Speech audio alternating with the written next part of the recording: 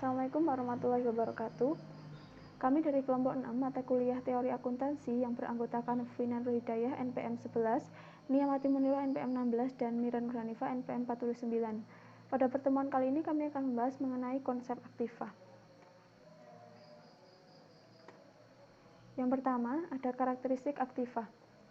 Ada beberapa karakteristik aktiva, diantaranya yang pertama, adanya karakteristik manfaat di masa mendatang, kemudian adanya pengorbanan ekonomi untuk memperoleh aktiva, yang ketiga ada berkaitan dengan entitas tertentu, kemudian menunjukkan proses akuntansi, kemudian berkaitan dengan dimensi waktu, dan berkaitan dengan karakteristik keterukuran. FASB tahun 1980 mendefinisikan aktiva sebagai manfaat ekonomi yang mungkin terjadi di masa mendatang yang diperoleh atau dikendalikan oleh suatu entitas tertentu sebagai akibat transaksi atau peristiwa masa lalu. Nah, dari definisi tersebut dapat diketahui bahwa definisi aktiva memiliki 3 karakteristik utama. Yang pertama, memiliki manfaat ekonomi di masa mendatang, kemudian yang kedua diperoleh dan dikuasai oleh unit usaha, kemudian yang ketiga hasil dari transaksi masa lalu. Nah, untuk karakteristik utama yang pertama adalah memiliki manfaat ekonomi di masa mendatang. Nah, FAC nomor 6 menyebutkan bahwa manfaat ekonomi merupakan esensi sebenarnya dari aktiva. Artinya, aktiva harus memiliki kemampuan bagi suatu entitas untuk ditukar dengan sesuatu yang lain yang memiliki nilai atau digunakan untuk menghasilkan sesuatu yang bernilai atau digunakan untuk melunasi hutang. Nah, manfaat ekonomi di masa mendatang dapat juga berhubungan dengan sumber-sumber ekonomi. Ada 2 karakteristik utama yang dapat digunakan untuk menunjukkan sumber-sumber ekonomi tersebut, yaitu kelangkaan dan kemanfaatan. Nah, apabila sumber-sumber ekonomi itu sifatnya tidak langka, maka sumber tersebut tidak cukup bagi suatu unit usaha untuk diakui sebagai sesuatu yang bernilai ekonomi. Sedangkan secara teknis dalam teori akuntansi, kemanfaatan suatu barang berhubungan dengan kemampuan suatu barang untuk memenuhi keinginan atau kebutuhan manusia. Kemudian yang kedua, karakteristik yang kedua yaitu diperoleh dan dikuasai oleh unit usaha. Nah, penguasaan terhadap suatu manfaat merupakan faktor yang penting agar suatu unit usaha dapat mengurangi akses pihak lain terhadap pemakaian suatu aktiva. Hal ini sesuai dengan apa yang dikemukakan oleh Ijiri tahun 1967 bahwa akuntansi tidak memandang aktiva sebagai sumber ekonomi yang bersifat umum, tetapi hanya pada aktiva yang berada di bawah penguasaan atau pengendalian unit usaha tertentu. Nah, bentuk fisik juga bukan faktor penentu dari aktiva.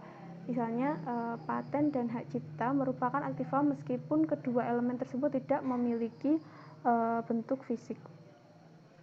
Nah, hal itu karena kedua elemen tersebut memiliki manfaat ekonomi di masa mendatang, dikuasai oleh perusahaan dan berasal dari transaksi masa lalu.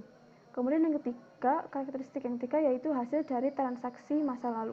Aktiva dapat diakui apabila terjadi transaksi yang benar-benar terjadi, bukan berasal dari transaksi yang bersifat hipotesis. Misalnya, satu mesin dapat diklasifikasikan sebagai aktiva apabila mesin tersebut benar-benar telah dibeli dan transaksi transaksi yang terjadi benar-benar sah. Banyak kritik yang ditujukan ke FASB karena FASB mengabaikan faktor exchangeability, yang artinya suatu pos dapat dipisahkan dari entitas dan memiliki nilai jual yang terpisah. McNeil tahun 1939 mengatakan bahwa suatu barang yang kehilangan faktor exchangeability berarti kehilangan nilai ekonomi karena pembelian atau penjualannya tidak memungkinkan untuk dilakukan sehingga tidak ada nilai pasar yang melekat pada barang tersebut. Namun, meskipun demikian, FASB menolak ide tersebut karena pada dasarnya manfaat dari suatu aktiva tidak terbatas pada unsur dapat salib dipertukarkan. Selanjutnya ada konsep penilaian. Penilaian aktiva dalam akuntansi adalah proses penentuan jumlah rupiah untuk menentukan makna ekonomi dari suatu aktiva yang akan disajikan dalam neraca. Konsep penilaian berkaitan dengan masalah penentuan makna yang ingin disampaikan pada pemakai laporan terhadap aktiva yang bersangkutan. Yang pertama ada tujuan penilaian. Ada beberapa tujuan penilaian. Yang pertama, sebagai salah satu langkah dalam pengukuran laba. Kemudian yang kedua, sebagai salah satu langkah dalam proses penyajian posisi keuangan. Yang ketiga, memenuhi kebutuhan informasi yang ingin dicapai dalam pelaporan keuangan. Kemudian yang terakhir, memenuhi kebutuhan informasi khusus yang memerlukan penilaian untuk kepentingan manajemen. Kemudian yang kedua ada dasar penilaian. Hendrickson tahun 1982 menyebutkan bahwa ada dua jenis nilai pertukaran yang dapat digunakan, yaitu nilai keluaran dan nilai masukan. Nilai keluaran menunjukkan aliran dana kas yang diperkirakan akan diterima perusahaan di masa mendatang sesuai dengan harga pertukaran output atau produk yang dihasilkan perusahaan. Kemudian yang kedua, nilai masukan menunjukkan jumlah rupiah yang harus dikeluarkan perusahaan untuk memperoleh aktiva yang akan digunakan dalam kegiatan operasi perusahaan. Nilai keluaran ini ada dua. Yang pertama, discounted future cash receipt or service potential, yang merupakan nilai sekarang kas masa mendatang yang akan diterima perusahaan seandainya aktiva tersebut dijual. Konsep penilaian tersebut memerlukan adanya taksiran terhadap jumlah yang akan diterima, faktor diskonto, dan periode waktu penerimaan. Hubungan ketiga tersebut dapat dirumuskan yaitu P sama dengan U plus 1 plus I pangkat N. P ini merupakan nilai sekarang atau present value dari aktiva, kemudian U ini merupakan kas atau setaranya yang akan diterima, kemudian I adalah faktor diskonto, selanjutnya N adalah periode penerimaan kas. Dimisalkan kas sebesar 2.000 akan diterima pada akhir tahun ketiga, besarnya bunga yaitu 10%, kemudian nilai sekarang dari aktiva dapat dihitung dengan rumus tadi, yaitu P sama dengan 2.000 dibagi 1 ditambah dengan 0,10 pangkat 3. Kemudian akan menghasilkan 502,31. Apabila kas yang diterima pada setiap periode waktu jumlahnya berbeda, maka jumlah tersebut harus didiskonto sesuai dengan masing-masing periode waktu.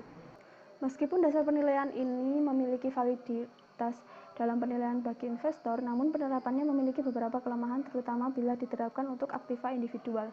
Alasannya adalah yang pertama, penerimaan kas yang diharapkan umumnya tergantung pada distribusi probabilitas yang bersifat subjektif dan tidak dapat diuji kebenarannya. Kemudian yang kedua, meskipun tingkat diskonto dapat diperoleh, tetapi penyesuaian terhadap preferensi resiko memerlukan evaluasi khusus bagi manajemen dan mungkin sulit diterima oleh pihak-pihak yang berkepentingan. Kemudian yang ketiga, apabila dua faktor atau lebih termasuk sumber daya manusia memberikan kontribusi pada produk perusahaan yang pada akhirnya menghasilkan aliran kas, namun lokasi yang logis untuk memisahkan faktor potensi jasa secara individu sulit dilakukan. Yang terakhir, nilai diskonto dari aliran kas yang berbeda untuk masing-masing aktiva tidak dapat ditambahkan bersama untuk memperoleh nilai perusahaan secara keseluruhan. Yang kedua ada harga keluaran sekarang atau current output price.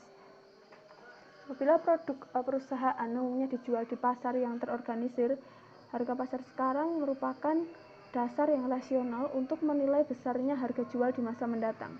Dasar penilaian ini dapat digunakan untuk menilai surat berharga dan beberapa jenis persediaan. Ada beberapa kelemahan yang melekat pada dasar penilaian ini. Yang pertama, dasar penilaian tersebut hanya dapat diterapkan untuk aktiva yang pemilikannya dimaksudkan untuk dijual, seperti persediaan, surat berharga, peralatan, dan tanah yang tidak memiliki manfaat lagi untuk kegiatan operasi perusahaan. Yang kedua, dasar penilaian ini merupakan pengganti harga jual masa mendatang, sehingga relevansi pemakaiannya menimbulkan masalah. Kemudian yang terakhir, semua aktiva tidak dapat dinilai atas dasar harga jual sekarang, sehingga metode penelitian yang berbeda harus digunakan untuk menilai aktiva yang berbeda pula. Selanjutnya yaitu nilai setara kas sekarang. Nilai setara kas sekarang menunjukkan jumlah kas atau daya beli umum yang dapat diperoleh dengan menjual setiap aktiva berdasarkan keadaan perusahaan normal. Yang terakhir yaitu nilai likuidasi, yaitu nilai likuidasi sama dengan harga jual sekarang atau nilai setara kas sekarang, dengan perbedaan bahwa nilai keluarannya diperoleh dari kondisi pasar yang berbeda. Yang kedua yaitu ada nilai masukan.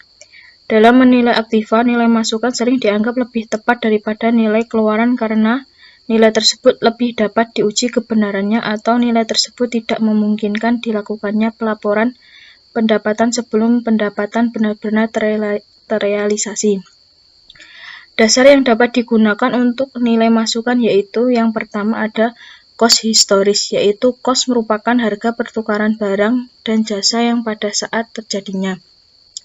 Yang kedua ada cost masukan terkini, yaitu menunjukkan harga pertukaran yang harus dikorbankan pada saat sekarang untuk memperoleh aktiva yang sejenis dalam kondisi yang sama. Yang ketiga ada discount future cost, yaitu menunjukkan nilai sekarang pengorbanan ekonomi di masa mendatang seandainya potensi jasa tertentu diperoleh sekaligus pada saat sekarang. Yang keempat ada standar cost, yaitu menunjukkan cost sekarang dalam kondisi perusahaan beroperasi pada tingkat efisiensi dan kapasitas produksi normal. Selanjutnya ada pengakuan aktiva. Penentuan definisi aktiva merupakan langkah pertama dalam proses identifikasi suatu aktiva. Apabila jumlah rupiah tertentu akan mempengaruhi posisi keuangan atau hasil usaha dan akan tampak dalam neraca. FASB menyatakan pengakuan suatu pos didasarkan pada 4 kriteria, yaitu yang pertama ada definisi, yaitu suatu pos akan masuk dalam struktur akuntansi apabila memenuhi definisi elemen laporan keuangan. Yang kedua ada keterukuran, yaitu suatu pos harus memiliki makna tertentu yang relevan dan dapat diukur jumlahnya dengan reliabilitas yang tinggi. Yang ketiga ada relevansi, yaitu informasi yang terdapat dalam pos tersebut memiliki kemampuan untuk membuat suatu perbedaan dalam keputusan yang diambil pemakai laporan keuangan.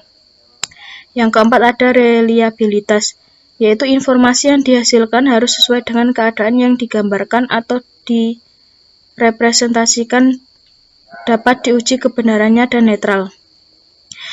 Dalam praktiknya ada beberapa pos yang memenuhi kriteria definisi tapi tidak dicatat dalam struktur akuntansi. Penerapan definisi dalam dunia nyata melibatkan sejumlah kondisi yang dinamakan aturan pengakuan. Dalam SFAS nomor 13, Accounting for Lease, disebutkan bahwa kapitalisasi lease atau sewa usaha hanya dilakukan bila salah satu atau lebih kriteria ini dipenuhi, yaitu yang pertama adanya transfer hak milik kepada pembeli, yang kedua kontrak menyebutkan adanya hak boleh pilih untuk membeli dengan syarat yang menguntungkan pembeli, yang ketiga jangka waktu leasing adalah 75% atau lebih dari sisa taksiran umur ekonomi pada saat kontrak ditandatangani, dan yang keempat adalah nilai sekarang dari pembayaran sewa minimum sama dengan 90% dari nilai pasar yang wajar dari aktiva yang disewa terhitung sejak kontrak dimulai.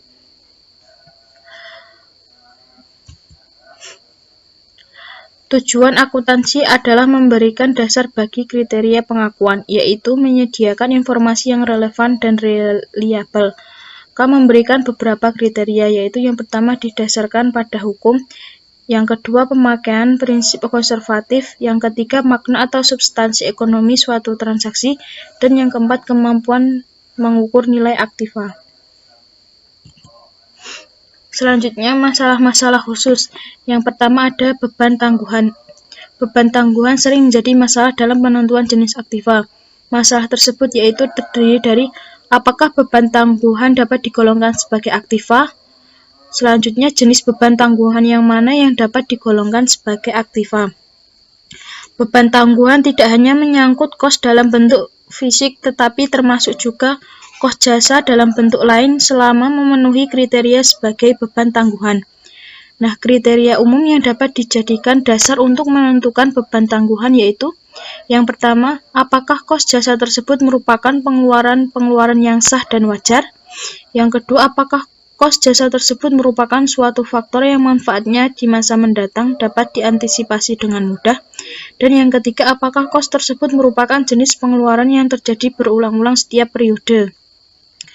Ukuran manfaat tidak hanya didasarkan pada kemampuan untuk menambah volume produk, tapi lebih ditekankan pada manfaat yang berhubungan dengan kegiatan operasi perusahaan di masa mendatang secara keseluruhan. Dalam praktiknya, berapa pos yang sebenarnya berbeda sifat sering dikelompokkan dalam neraca dengan satu judul yaitu beban tangguhan. Misalnya yaitu biaya dibayar di muka, kos pendirian perusahaan, kos penelitian dan pengembangan, dan diskonto surat berharga. Besarnya kapitalisasi. Besarnya tarif kapitalisasi ditentukan oleh yang pertama, apabila dana rata-rata yang tertanam dalam konstruksi tidak melebihi dari dana pinjamannya, maka tarif yang digunakan adalah tingkat bunga pinjaman untuk konstruksi tersebut. Sebaliknya, jika dana rata-rata yang tertanam dalam konstruksi melebihi besarnya dana pinjaman untuk konstruksi tersebut, maka tarif kapitalisasi untuk kelebihan dana yang tertanam tersebut adalah rata-rata tertimbang dari tingkat bunga sumber dana lainnya. C. Periode kapitalisasi. Kapitalisasi bunga dapat terus dilakukan setiap periode selama syarat yang ketiga ini dipenuhi. Yang pertama, uang muka untuk konstruksi telah dibayar, kegiatan konstruksi telah berlangsung dan tidak terhenti cukup lama selama periode bersangkutan, dan yang terakhir, biaya bunga telah terhimpun atau terjadi bersamaan dengan berjalannya pembangunan konstruksi. D. Penyajian dan pengungkapan. Hal-hal yang perlu diungkapkan sebagai penjelasan dalam laporan keuangan. Yang pertama, total bunga yang terjadi selama periode, bagian dari total bunga yang dikapitalisasi, dan total bunga yang dibebankan ke periode bersangkutan jika selama periode tersebut tidak ada bagian bunga yang dikapitalisasi. Yang ketiga, mengenai pengeluaran kapital untuk aktiva atau capital expenditure. Capital expenditure sendiri merupakan pengorbanan sumber ekonomi yang berkaitan dengan objek jasa fasilitas fisik, baik saat diperoleh maupun saat digunakan dalam operasi. Aturan umum untuk menentukan pengorbanan ekonomi sebagai pengeluaran kapital adalah yang pertama, untuk aktiva non-moneter yang baru diperoleh atau dibeli, suatu pengeluaran akan dikapitalisasi jika pengeluaran tersebut dimaksudkan untuk memperoleh aktiva sampai aktiva yang bersangkutan siap digunakan untuk operasi perusahaan, sehingga semua pengeluaran yang berhubungan dengan aktivitas tersebut harus dikapitalisasi. Yang kedua, untuk aktiva yang telah dipakai atau aktiva lama, pengeluaran akan dikapitalisasi bila memenuhi syarat berikut. Yang pertama, menambah kapasitas produksi aktiva yang bersangkutan, menambah umur ekonomi, dan menambah nilai aktivanya. Keempat, mengenai aktiva donasi atau sumbangan. Meskipun aktiva sumbangan ini diperoleh tanpa pengorbanan ekonomi, aktiva donasi ini harus tetap dicatat sesuai dengan nilai wajarnya atau nilai tunai implisitnya. Oleh karena itu, aktiva yang berasal dari sumbangan memiliki manfaat untuk menghasilkan pendapatan, maka aktiva tersebut harus ditentukan nilai wajarnya. Pengukuran ini dimaksudkan untuk menentukan secara tepat kemampuan perusahaan dalam menghasilkan laba. Mengenai transaksi aktiva non-moneter. Apabila aktiva yang diterima adalah aktiva yang tidak sejenis, aktiva tersebut dinilai atas dasar nilai wajarnya. Namun, jika aktivanya itu sejenis, penilaiannya dapat dilakukan sebagai berikut. Yang pertama, jika ada unsur rugi dalam transaksi tersebut, maka nilai aktiva yang diterima adalah nilai wajar dari aktiva yang diserahkan, ditambah dengan sejumlah kas tertentu yang dikeluarkan. Yang kedua, jika ada unsur untung dalam transaksi tersebut, nilai aktiva yang diterima adalah nilai buku aktiva yang diserahkan, ditambah dengan sejumlah kas tertentu yang dikeluarkan. Yang ketiga, jika ada untung dan diterima sejumlah kas, maka nilai aktiva yang diterima itu adalah nilai buku aktiva yang diserahkan dikurangi dengan proporsi tertentu dari nilai buku aktiva yang dijual. Proporsi tertentu ini dapat dihitung dengan rumus kas yang diterima dibagi dengan hasil penjumlahan kas yang diterima ditambah dengan nilai wajar aktiva yang diterima dikalikan, hasilnya itu dikalikan dengan nilai buku aktiva yang dijual. Yang kelima, mengenai aktiva menurut IFRS. Menurut IFRS sendiri, aktiva merupakan sumber daya dan bukan ultimate aliran masuk di masa mendatang. Dengan demikian, sumber daya ekonomi itu dapat berupa yang pertama, hak yang ditetapkan oleh kontrak. undang-undang dan sejenisnya, seperti hak yang timbul dari instrumen keuangan, seperti misalnya investasi dalam debt security atau equity investment.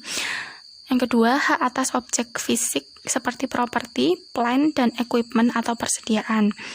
Yang ketiga, hak untuk menerima sumber daya ekonomi lainnya jika pemegang hak memilih untuk menggunakan haknya. Hak opsi membeli underlying sumber daya ekonomi atau dipersyaratkan untuk menggunakan hak tersebut. Kontrak forward untuk membeli underlying sumber daya ekonomi. Yang keempat, hak untuk mendapatkan manfaat dari stand ready, kewajiban dari pihak lain, dan hak kekayaan intelektual atau hak paten. Yang kedua, hak yang timbul dari kewajiban pihak lain. Yang ketiga, nilai sumber daya lain dari sumber daya tertentu mampu menghasilkan manfaat ekonomi seperti pengetahuan, daftar pelanggan, hubungan pelanggan dan pemasok, angkatan kerja, dan goodwill. Yang keempat, beberapa aktiva khususnya jasa yang langsung dikonsumsi saat diterima. Manfaat ekonomi dari aktiva juga dapat berarti aliran kas potensial yang didapat secara langsung atau tidak langsung dari penggunaan aktiva untuk memproduksi barang atau jasa, untuk meningkatkan nilai aktiva lain, untuk melunasi hutang, untuk mengurangi biaya, leasing aktiva kepada pihak lain, menerima jasa dari penggunaan aktiva, menjual atau menukarkan aktiva, menggadaikan aktiva untuk menjamin hutang, serta memegang aktiva. Pertama, mengenai pengakuan atau recognition. Pengakuan ini adalah proses memasukkan di dalam neraca atau laporan laba rugi suatu item yang memenuhi definisi elemen dan memenuhi kriteria pengakuan yang dinyatakan dalam kerangka konseptual. Kriteria pengakuan dalam kerangka konseptual menyatakan bahwa entitas mengakui suatu item memenuhi definisi elemen jika ada kemungkinan bahwa manfaat ekonomi di masa depan yang diasosiasikan dengan item akan mengalir ke atau dari entitas, dan item tersebut memiliki cost atau nilai yang dapat diukur dengan handal. Namun demikian, FASB telah merevisi kerangka konseptual sehingga konsep pengakuan harus meliputi kemungkinan atau probability, relevansi, dan batasan cost, faithful representation, meningkatkan karakteristik kualitas, variability, timelines, dan understandability. Yang kedua, mengenai derecognition atau menarik kembali pengakuan. Merupakan menarik kembali aktiva yang pernah diakui dari laporan neraca perusahaan. Konsekuensi dari derecognition adalah suatu entitas tidak akan mengakui lagi aktiva yang pernah diakui sebelumnya. Suatu entitas mungkin akan mengakui aktiva yang timbul dari transaksi atau kejadian yang akan menimbulkan derecognition, dan laba rugi dapat timbul dari adanya menarik kembali pengakuan ini yang sebelumnya diakui dan pengakuan dari aktiva baru. Tujuan akuntansi terhadap transaksi yang akan menimbulkan derecognition harus represent faithfully kedua hal berikut ini. Yang pertama, sumber dayanya harus masih ada setelah transaksi, dan perubahan di dalam sumber daya itu adalah akibat dari transaksi. Pengukuran aktiva. Menurut IFRS, pengukuran merupakan proses menentukan jumlah yang akan dimasukkan di dalam laporan keuangan. IFSB memberikan 3 metode pengakuan aktiva. Yang pertama, cost based, 2, current market price, yang ketiga, cash flow based lainnya. IFSB menetapkan bahwa semua aktiva dapat diukur dengan dasar yang sama. Selanjutnya, cost based. Cost adalah jumlah kas atau ekuivalen kas yang dibayarkan atau nilai wajar fair value yang digunakan untuk memperoleh aktiva tersebut pada saat diperoleh atau dibangun. Pengakuan awal cost aktiva harus disusutkan sepanjang waktu dalam berbagai cara. Yang pertama, melalui depresiasi atau amortisasi. Yang kedua, melalui bunga akrual atau amortisasi premium. Yang ketiga, impairment aktiva. Cost juga dapat disesuaikan terhadap perubahan harga. Sebagai contoh, cost disesuaikan untuk mencerminkan adanya kenaikan harga. Yang kedua, cost dapat disesuaikan untuk mencerminkan perubahan spesifik harga, yaitu aktiva diakui sebagai nilai cost penggantinya atau replacement cost. Selanjutnya mengenai current market price termasuk fair value. Fair value sendiri merupakan harga yang akan diterima untuk menjual aktiva pada transaksi yang adil antara partisipan pasar pada tanggal pengukuran. Pengukuran fair value suatu aktiva menggunakan teknik nilai sekarang atau present value. Semua elemen di bawah ini dari perspektif partisipan pasar pada tanggal pengukuran. Yang pertama, taksiran aliran kas mendatang. Kedua, ekspektasi tentang kemungkinan variansi dalam jumlah dan waktu aliran kas yang menggambarkan ketidakpastian yang melekat pada aliran kas tersebut. Ketiga, nilai sekarang dari uang yang digambarkan oleh tingkat risk free aktiva keuangan yang mempunyai tanggal jatuh tempo, serta faktor-faktor lain yang akan dipertimbangkan oleh partisipan lain. Selanjutnya mengenai pengukuran dasar aliran kas lainnya. Beberapa pengukuran yang digunakan oleh IFRS bukan cost base maupun market price, tetapi didasarkan pada estimasi aliran kas mendatang. Estimasi aliran kas mendatang ini digunakan untuk impairment aktiva keuangan, piutang list, dan aktiva non-keuangan, net realizable value persediaan, dan deferred tax aktiva. Pengukuran aliran kas mendatang digunakan jika cost atau current market price tidak memberikan informasi yang cukup relevan, tidak ada cost atau penerimaan dari item yang akan diukur, dan current market price sangat sulit atau terlalu mahal untuk mendapatkannya. Sekian presentasi dari kelompok kami. Wassalamualaikum warahmatullahi wabarakatuh.